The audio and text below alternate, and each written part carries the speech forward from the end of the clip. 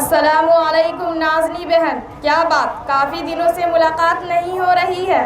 وعلیکم السلام۔ ارے بہن، وجہ کیا عرض کروں، پڑھنے کا سلسلہ ساتھ لگا ہوا ہے، لیکن آپ خلاف معمول اس وقت یہاں کیسے؟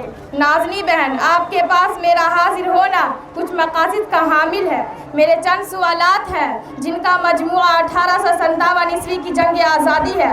میرا پہلا سوال یہ ہے کہ جب مسلمان نے ہندوستان پر 850 برس تک بہت ہی منصفانہ اور بڑی شان و شوکت سے حکومت کی تو انگریزوں کی کیسی جرأت و ہمت ہو گئی کہ وہ ہندوستان میں گھس کر کرسی اقتدار تک پہنچ گئے؟ جی ہاں، آپ نے بہت اہم سوال کیا۔ وہ وقت اجازت نہیں دیتا کہ اس طویل موضوع پر گفتگو کروں، مگر نہ معلوم کب زندگی کی شام ہو جائے۔ دیکھیے، دور اقتدار مغلیہ حکومت کے تاجدار سلطان اورنگزیب عالمگیر رحمۃ اللہ علیہ تک مغلیہ حکومت مستحکم و مضبوط رہی۔ اس وقت تک انگریزی کی ہمت نہیں ہوئی کہ اس محب وطن ہندوستان کی طرف بدنیتی سے آنکھ اٹھا کر بھی دیکھیں، مگر بدقسمتی سے ہندوستان کی عالمگیر رحمۃ اللہ علیہ کی وفات کے بعد مغلیہ حکومت بے چال ہو گئی تھی۔ چنانچہ سن 1608 عیسوی میں برطانیہ سے انگریزوں کا ایک قافلہ ایسٹ انڈیا کمپنی کے نام سے تجارت کے غرض سے آیا تھا۔ جب انگریز نے ہندوستان میں قدم رکھا، مغلیہ حکومت اس وقت اقتدار پر تھی۔ انگریز اپنے ناپاک عزائم مقاصد میں کیسے کامیاب ہو گیا؟ محترمہ، میں نے شروع میں کہا تھا کہ مغلیہ حکومت کمزور ہو گئی تھی۔ انگریزوں کا پورا قافلہ بادشاہ کے پاس پہنچا اور درخواست کی کہ ہم تجارت کے غرض سے آئے ہیں۔ بادشاہ انگریزوں کی چال کو نہ سمجھ سکا اور تجارت کی اجازت دے کر کچھ علاقے بھی انگریزوں کے نام کر دیے۔ اب انگریز نے نقاب اٹھا کر اپنا اصلی چہرہ کھولا اور آہستہ آہستہ اپنے زہریلے اثرات اور بارودی داغ پورے ہندوستان میں پھیلانے شروع کر دی۔ انگریز نے سب سے پہلے بنگال کو اپنا مرکز بنایا، اس کے بعد ہندوستان پر اقتدار کا پنجہ گاڑنے کے لیے پوری حکومت صرف کر چکا تھا۔ بالآخر انگریز نے لال قلعہ سے سلطنت مغلیہ کا پرچم اتار کر یونین جیک ہلا دیا تھا۔ نازنی بہن، ایک بات تو بتائیے، انگریزوں کا انڈیا پر مکمل قبضہ ہو گیا تھا اور پورے ملک کو غلام بنائے رکھنے کی کارروائی پوری ہو گئی تھی، تو کیا اس وقت ہندوستانیوں نے غلامی کی زندگی گزارنے کا فیصلہ کر لیا تھا یا کوئی اور تدبیر اختیار کی تھی؟ سنیے محترمہ، جب انگریزوں کا ہندوستان پر پورا قبضہ ہو گیا تھا تو انگریزوں نے کرسی اقرار کر لی، ظلم و ستم کے وہ پہاڑ توڑے جس کے تصور سے آج رونگٹے کھڑے ہوتے ہیں۔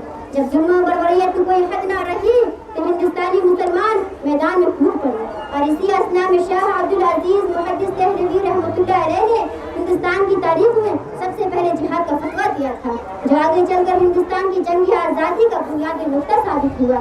اس کے بعد ہندوستان نے ملک عزیز کی آزادی اور اس کے وقار کی بحالی کے لیے تنہا 3 مرتبہ میدان میں آ کر انگریزوں سے ٹکر لی، مگر ملک کو غلامی کی زنجیروں سے نکال کر دیا گیا۔ بعد میں دوسرے لوگ بھی سامنے آئے، مگر مسلمانوں نے اپنا امتیازی کردار آزادی کی صبح تک جاری رکھا، یہاں تک کہ ہندوستان سے انگریزوں کا جنازہ نکال کر بھی دم لیا، جو آج خوشی و شادمانی کی شکل میں روشن ہے۔ نازنی بہن، واقعی آپ نے ہندوستان کی تاریخ و تحریک انقلاب کو اجاگر کر دیا، اور یہ حقیقت ہے کہ ہندوستان مسلمانوں کے خون سے رنگا رنگ ہونے کے بعد ہی آزاد ہوا، لیکن نازنی بہن، آزادی جس مقصد کے لیے حاصل کی تھی وہ پوری ہو رہی ہے یا نہیں؟ دیکھیے منتشا بہن، آزادی کے مقاصد اور حصول آزادی کو وہ لوگ جانتے ہیں جن کا آزادی میں کوئی کردار رہا ہو۔ آپ بخوبی واقف ہیں کہ آج ہندوستان میں ایسی حکومت اقتدار پر ہے جو RSS جیسی فرقہ پرست فسطائی تنظیم کی آغوش تربیت پروان چڑھی ہے، جو قانون انصاف کے کھلے دشمن ہیں۔ ان لوگوں نے فرقہ پرستی کا لبادہ اوڑھ کر انگریزوں کی دلالی کر کے ملک سے جمہوریت اور قانون انصاف کا جنازہ نکال کر ملک کو غلام بنا دیا۔ نازنی بہن، یہ تو بڑا سنگین مسئلہ کھڑا ہو گیا کہ پہلے صدیوں کی قربانی کے بعد ہندوستان کو آزاد کرایا، اور اب دوسرا مسئلہ جمہوریت کی بحالی اور قانون انصاف کا ہے، تو فرقہ پرستی اور تعصب پرستی کو کیسے ختم کیا جائے جس سے ہندوستان کی جمہوریت کی بحالی ہو اور ہر مسلمان کو آزادی ہو، ورنہ ہم تو ہاتھ ملتے رہ جائیں گے۔ منتشا بہن، اس کے لیے تمام سیکولر نواز جمہوریت پسند پارٹیوں اور ہر محب وطن افراد کا بنیادی فرض ہے اور وقت کا تقاضا بھی ہے کہ ایک طاقت ہو کر ملک کی سالمیت اور اس کے اتحاد کو فروغ دینے، نیز قانون انصاف کا تحفظ کرنے کے لیے فرقہ پرست طاقتوں اور دہشت گردانہ سرگرمیوں کے خلاف جدوجہد کریں اور ایسی آئین شکن حکومت کو جتنی جلدی ممکن ہو سکے اقتدار کے زینے سے نیچے اتار کر इन सब का तहफ़्फ़ुज़ करें। नाज़नी बहन, खुदा हाफिज़।